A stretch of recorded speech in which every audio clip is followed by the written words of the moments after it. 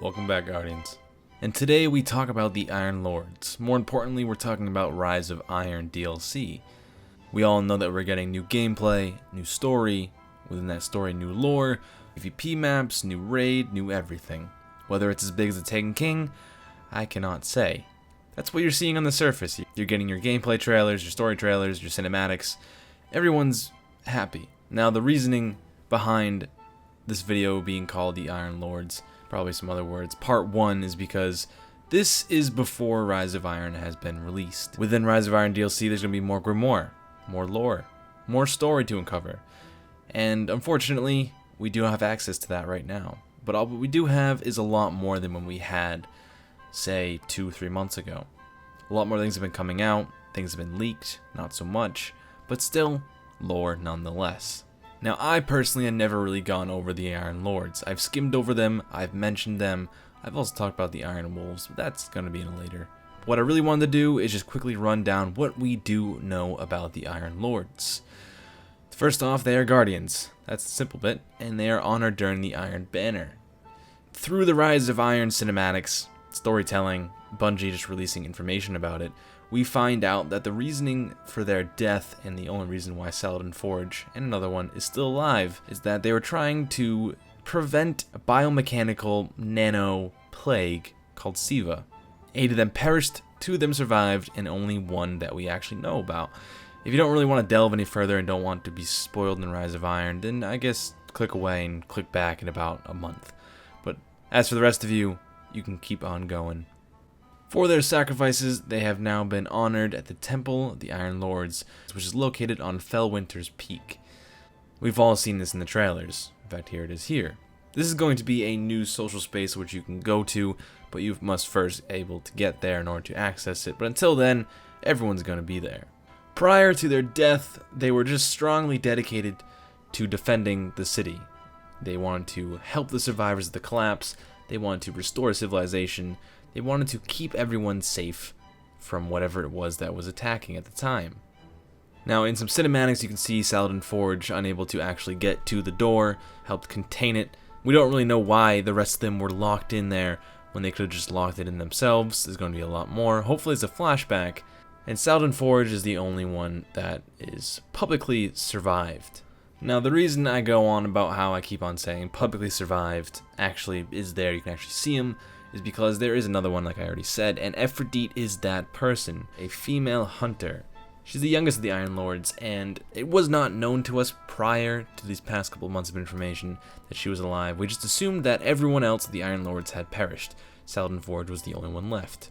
But now, through a little page and a little picture right here, you can see that each of the Iron Lords that have perished get their own little coin. There's the 9th one missing. We already know why there's not a 10th one, because Saladin Forge is still with us, whether you like that or not. But there is that 9th one with a question mark, and it says there is a survivor. One missing is Aphrodite.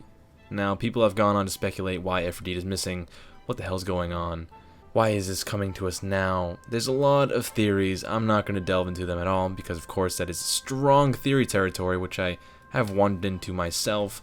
But some of these are a little bit far-fetched for me. All we know is that Aphrodite has come to finish what has started centuries ago. Now, kind of backtracking away from in-depth storytelling, the whole thing with the Age of Destiny, I don't know if you guys are aware of it. There's some people in Destiny that are extremely old. The Speaker is one of them, as we all know, but Saladin Forge himself is hundreds of years old. Aphrodite is as well. Siva happened a long time ago, and the Iron Lords have been around since the collapse. Not the initial collapse, but the Dark Ages into City Age, and also the building of the last city. They were the ones protecting it from the very beginning. You Guardian are just a baby. Saladin Forge has been around for a very long time. And as you do know, Saladin Forge was the mentor to Commander Zavala and Lord Shaxx. He's also the one, as you could have guessed, brought about the Iron Banner, which is going to be a major center point of this DLC. Iron Banner, whether it's going to be every single week or still once a month, I don't know. What we do know is there's going to be a lot more armors and weapons that come from this, because it's the main center of it. As it has been said in the trailers, you shall become an Iron Lord yourself. Now, moving away from the Iron Lord, that is as much as we do know now. There's a little bit of small details here and there, but I don't think is actually needs to be known. The second part I want to talk about is the Iron Wolves. I mentioned them such a long time now. If you've been with me for well over a year since the beginning of Destiny, I made a very short video called the Iron Wolves. And what the hell are they? Because I just remember seeing them being mentioned in the lore, and there was absolutely nothing on them. Nothing.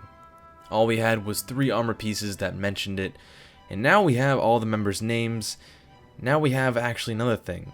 We've learned that the Iron Wolves are not just like another group entirely, they're actually the 2nd generation after the Iron Lords.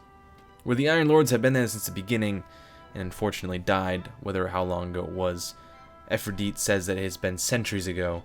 The Iron Wolves were important during the last city in its darkest hours. For example, the Battle of the Twilight Gap. That's one of the important times. Not only the Battle of the Twilight Gap, but also the Battle of the Six Fronts. It's not really mentioned all too much. Those battles have their own stars to come out of it. For example, Lord Shaxx and Commander Zavala were pretty much the main star focal points of the Twilight Gap. And the Battle of the Six Fronts was mostly the Titans in general. The Iron Wolves helped most of the time. They're just kind of this underground. They really weren't in the spotlight all too much, but with the Rise of Iron DLC, I'm well aware that there's going to be much more information coming from the Iron Lords and the Iron Wolves. But until Rise of Iron is released, all we have is this information. That is why it's called Part 1. Part 2 is coming out a little time after the Rise of Iron has been released, so that all the lore can be dug up and put together into a nice little video called Part 2. But until then, Guardians, that's been it for me. Hope you guys enjoyed, and I'll see you guys in the next video. Later, Guardians.